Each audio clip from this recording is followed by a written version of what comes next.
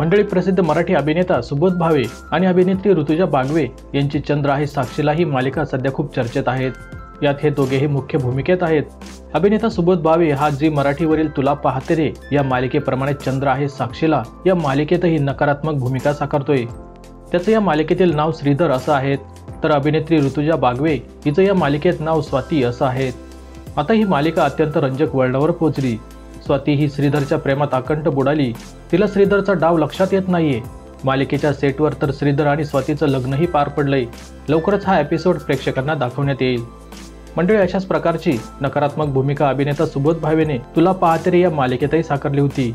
त्याची ती भूमिका प्रेक्षकांना प्रचंड आवडली.